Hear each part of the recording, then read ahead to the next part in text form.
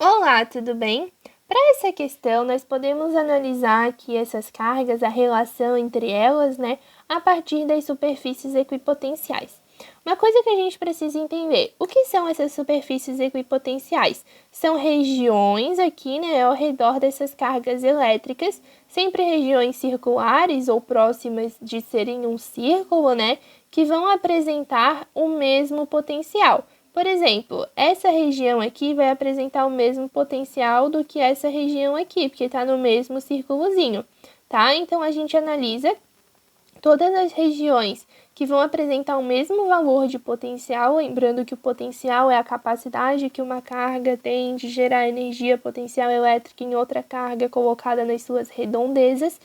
Então, nessas regiões aqui, esses círculozinhos vão mostrando pra gente todas elas que vão ter o mesmo valor de potencial. Lembrando que o potencial é uma grandeza escalar, ou seja, o resultado ele é influenciado pelo sinal dessa carga. Lembrando que o potencial é K vezes Q dividido para D, ou seja, é a constante eletrostática do meio, que vai ser a mesma para todas as cargas nessa situação, já que elas estão no mesmo conjunto aqui.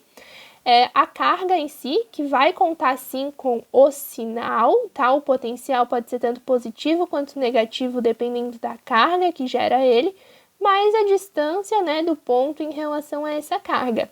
Isso vai nos mostrar o quê? Cargas de mesmo sinal vão poder, de alguma forma, possuir as mesmas linhas de superfície equipotencial.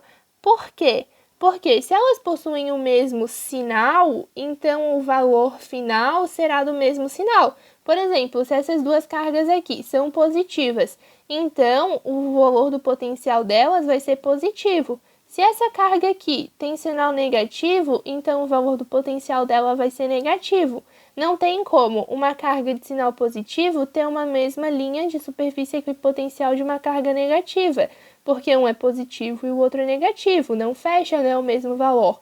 Mas, considerando aí uma variação de distância, a gente pode afirmar que duas cargas, dois corpos, carregados de mesmo sinal, podem sim ter uma mesma linha de superfície equipotencial. Por exemplo, a gente pode afirmar com valores fantasia, tá? Valores aleatórios que eu estou inventando agora, que essa região aqui tem 2 volts e essa região aqui tem 10 volts, por exemplo.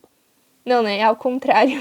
Essa região aqui tem 10 volts e essa daqui tem 2 volts. O potencial decresce com o aumento da distância. Então, essa tem 10 e essa daqui tem 2, tá?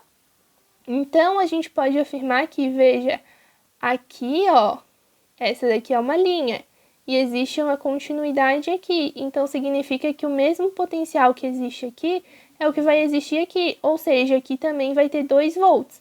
Mas olha só a distância toda até essa carga e olha só essa pequena distância até essa carga para gerar um mesmo potencial. Ou seja, esse 2 volts aqui precisa de uma distância grandona em relação a essa carga.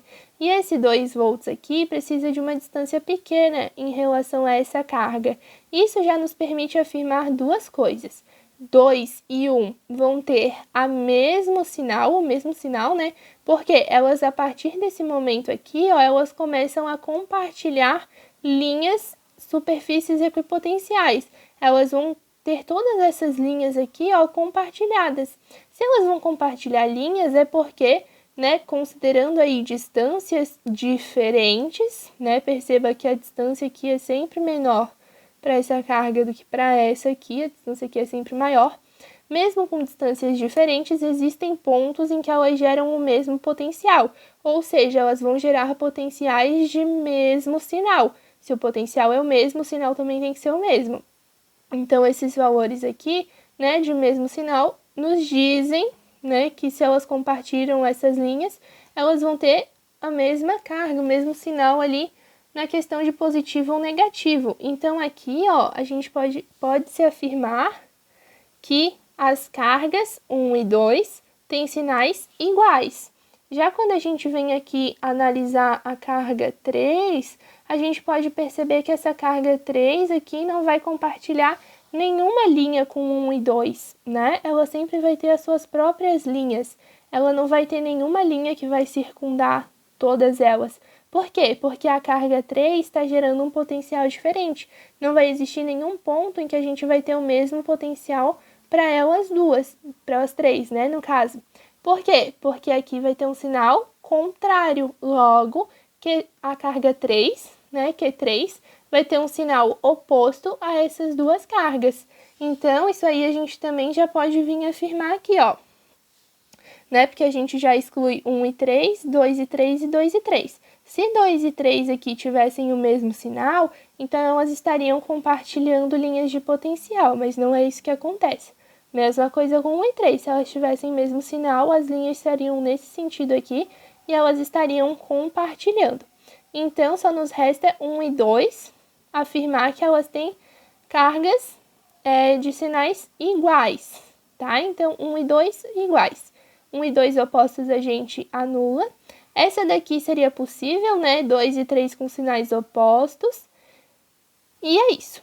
Ou essa ou essa. Daí agora a gente tem que analisar a relação entre as cargas. Como eu estava falando para você ali, perceba que a distância, né, em relação à carga 1 é sempre bem menor do que a distância em relação à carga 2. Isso para uma superfície de mesmo potencial.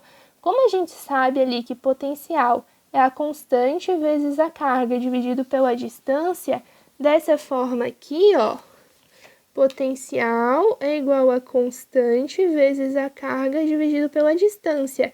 Então, quanto menor a minha distância, maior o meu potencial. Posso pensar dessa forma para uma mesma carga. Por isso que eu falei para você que o potencial vai crescer conforme for menor a distância. Mas se eu tenho o mesmo valor de potencial, aqui, ó, carga e distância.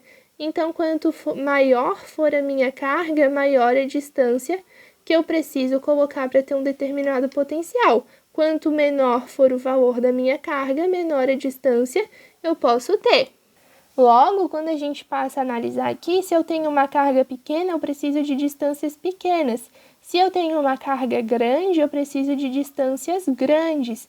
Isso aí já nos vai permitir afirmar que Q2 é maior do que Q1, por causa que aqui, ó, essa linha, principalmente essa linha aqui, ó, que vai ter uma distância bem maior daqui do que daqui, já vai com certeza nos mostrar, né, que essa carga 2 é maior do que essa carga 1, porque a distância para a carga 2 é maior do que a distância para a carga 1 para gerar um mesmo potencial. Logo, quando a gente vem aqui analisar, a gente já sabe que é essa, porque é a única que mostra Q2 maior do que Q1. Aqui, ó, ela vai mostrar Q2 menor do que Q1, e não é bem isso, né? Da mesma forma, analisando a 3, né, a gente vê que não tem uma condição de comparação, né? Mas a gente pode ver que as linhas de superfície equipotencial são sempre bem distantes da carga, o que pode nos afirmar, né, que ela vai ter um maior valor, porque as linhas são sempre mais distantes, tá bem? Então, a gente tem que analisar se elas têm ou não linhas em comum. Se elas têm linhas em comum, é porque elas são do mesmo sinal. Se não tem, é porque são de sinais opostos. E a gente tem que analisar a distância de uma linha de potencial a cada carga. Quanto menor a distância, menor será a carga.